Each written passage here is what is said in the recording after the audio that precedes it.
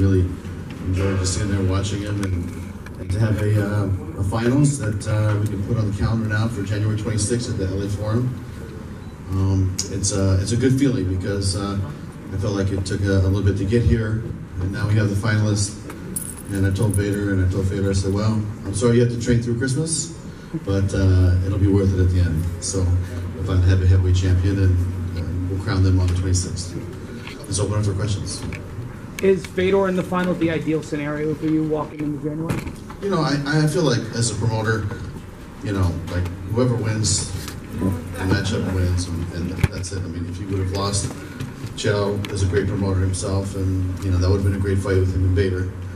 Now, both of them, I think, would have been interesting matchups, but anytime Fedor steps into the cage, it's a special, historic moment, and I think we'll have another piece of history on the 26th of January. I'd say I think they both look good. You know, I think Chael can take a punch. He took some shots, and I tell you, I have not seen those two guys scrap like that in a while, and they're going at it. You know, in fact, Herschel said to me, he goes, "Is Fedor mad at Chael? Did something happen to him?" And I said, "Well, you know, they're trying to fight for the same prize to get to the finals." But in all seriousness, it's you know, it's Chael showed me why he is who he is, and Fedor, you know, he just stepped up, and I think that it was a great win for him. Any more questions? Scott, this week Chael went on a show. You got a debate whether Fedor's in his prime. Do you think Fedor made a statement that he's still in his prime? You know what? I'll tell you. I love the countdown shows that our guys have been doing, and you know, when I watch those countdown shows myself as a fan, and when I saw him hit the mitts, I'm like, man, this guy still has that twitch speed. He's so fast. He's so explosive. He hits hard, and that's something that's not going to go away. The speed might go away, but the power doesn't go away. But the speed, he still has that speed. You know, so to me, it's pretty impressive, man. And I think the reason why is that he just has not stopped training. He's always in shape, and he's always trained, and always, you know, like he's never stopped training for long periods of time. So, you know, it's been a great journey for him. You guys know how, you know, the history of Fedor has been. It's been a great ride, and to me, he's the greatest of all time. And he's got a worthy adversary on the 26th. Ryan Bader showed me that he can control a big man and do what he needs to do to win. And you know, he's going to try to do that to Fedor. And does Fedor have some tricks up his sleeve? And we'll see. It's going to be an interesting fight. Sal, when you guys are drawing up these brackets, what's the possibility you think when you were looking at it? Is that one of the fights you consider that could be the final? Yeah, absolutely. I mean, I think that a lot of people felt that Ryan Bader was a favorite to get in on his side, and Fedor as well. But you know, if you know, Frank Mir would have won, you know, I wouldn't have been surprised either. These are big guys throwing big punches, and you know, all it takes is one clip and it's over. So, you know, heavyweight division, you never know. These back-to-back events seem to be working out well for Bellator. Do you plan on, besides the Hawaii event, working on more in the future? Well, I don't know if my staff would agree with you, agree with me, but it's been really taxing on the staff, and I'd like to thank them. They did a great job of executing this event, and the one last night. I think that you know, our original reason of doing the event so close was we didn't want to give one fighter an advantage over the other, and next week was busy in both buildings, so we had to do it all this weekend. But it's a taxing, you know, proposition. But at the end of the day, our guys pulled it off, and you know, if we have to do it again, we will. But that's the reason why we did it. We didn't want a fighter to say, "Oh, he had two more weeks of rest than I did," and you know, he had 2 more weeks of, you know, knowing who he's fighting. And so, you know, to me, that was the reason why we did it back to back. Question right here. Czech Congo is now 11-2 in the promotion. Is he the likely #1 contender for the winner of the Grand Prix? I think we have a couple options there, but you know, Czech has really impressed me his last couple outings, and that's the Czech that I remember from before, and that's the Czech that we've been waiting to see. And for him, I'm really. I told him when I was leaving, when I was coming in here, I said, you know what, Czech, I'm really proud of you because you really showed me that you really wanted it, and you're stepping up, and this is the Czech that we've been expecting. And so, to me, look, we signed Minikov back, right? We have some great heavyweights here already. And Czech's another guy, and then we're gonna just have some great matchups in the future in 2019 in the heavyweight division. Is there a set date and venue yet for the? Yes, it's January 26th in Los Angeles at the Forum. Yeah. Scott, any update on the welterweight Grand Prix? Certain dates. I mean, we got the matchups, we don't have all the dates.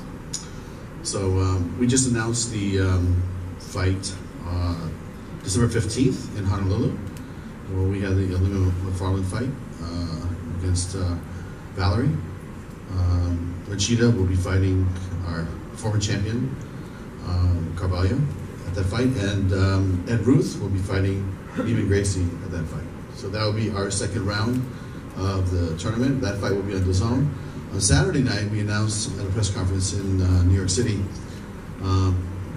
this past Thursday that on Friday night it'll be on Paramount Live. It'll be Michael Chandler fighting Brett Primus, Frank Mir will fight Javier Ayala, and we'll have 3 more fights added to that. There'll be 2 big tentpole events, and that will be free for the troops. So we're doing a show called Bellator Salutes the Troops, and it's going to be a great week of festivities in Honolulu.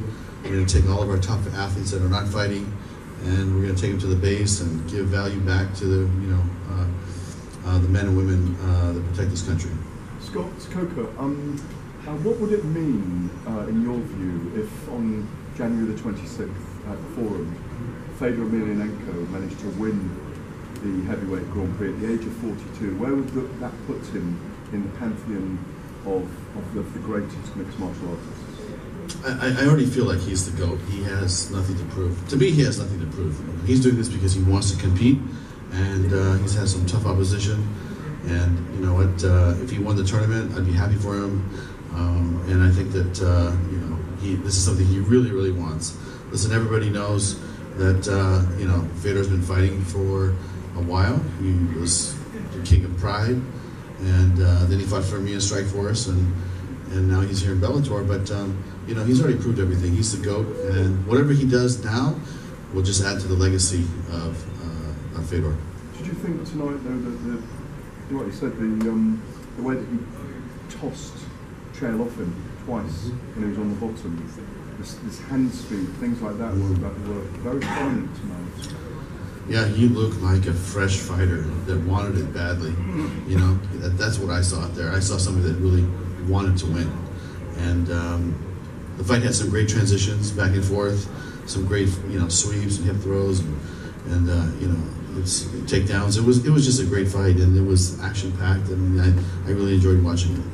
Scott, there was some reaction when this fight was fixed. You're not reacting to that at all. I mean, come on, that doesn't even deserve a response. I mean, to the people that are saying it. And listen, Chael got clipped. He told me, he said, man, he hit me, and he hit me really good, and he was done. So that's it. But with Chael, the thing with Tito, he let him go or something. Come on, why would you do that? You're a professional athlete. You're a fighter. He wants to continue. He wants to go to the next round of the tournament. So that's just all rubbish. Why do people move to that so quickly?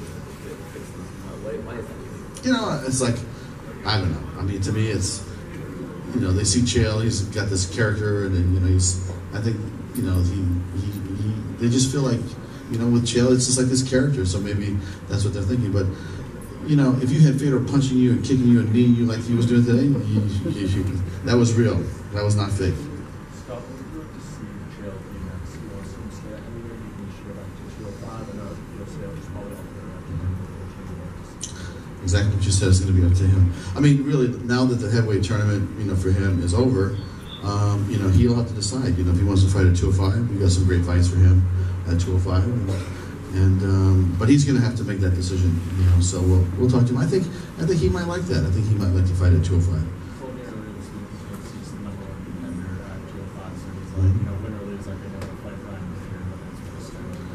And that's a fight I would like to see, right? I mean, that's a fight we put together in the future. But let's get through the heavyweight tournament, and then we'll talk to Chael. But to me, it makes a lot of sense for him to go to 205 and fight our top guys.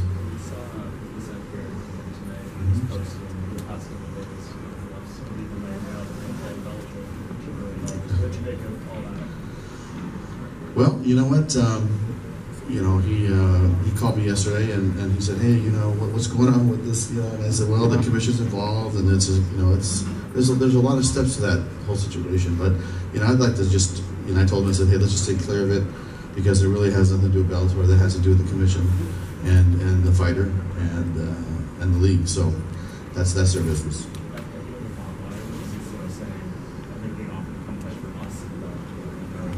Well, I think what he means by that is like him as like a manager. You know, but I mean, 50 Cent has, you know, when he's talking to an athlete, that has nothing to do with Bellator. I can't tell 50 Cent what to say, honestly, believe me. Yeah. Scott, can you explain? You're on DAZN now. How has been the public reaction to that, and also what kind of changes should we expect? Like for perhaps the European cards, one complaint is that they've been delayed in America. Any chance we won't have delays anymore? Yeah, there's a, you know what, it's something that we're really close to making it perfect. We thought we had it together on the Channel 5 show in San Jose.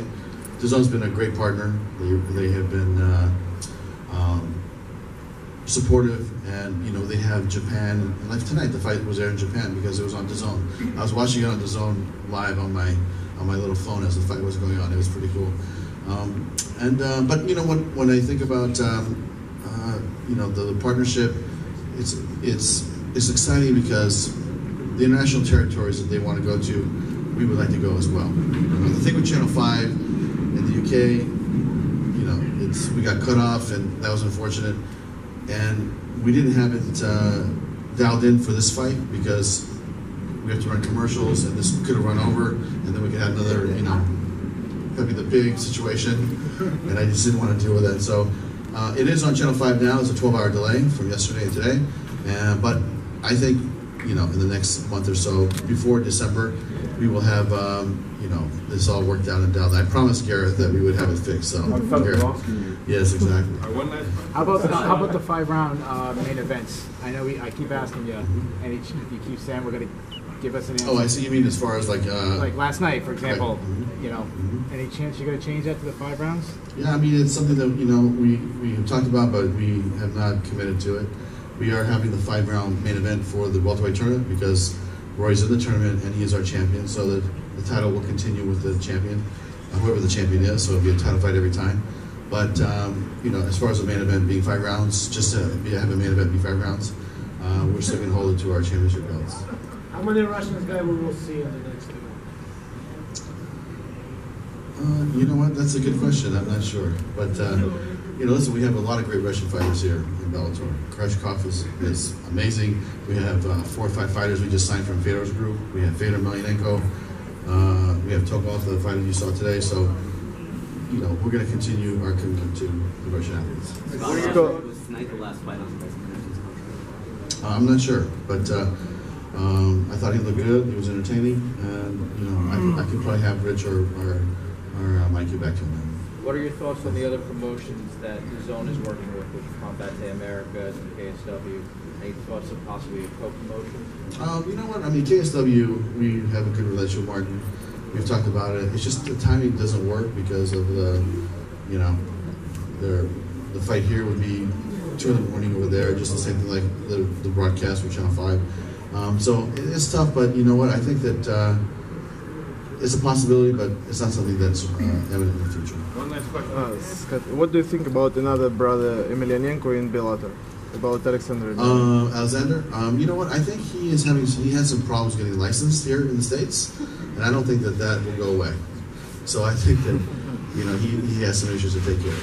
Thank you, guys. Okay, thank you. Up next, Czech Congo.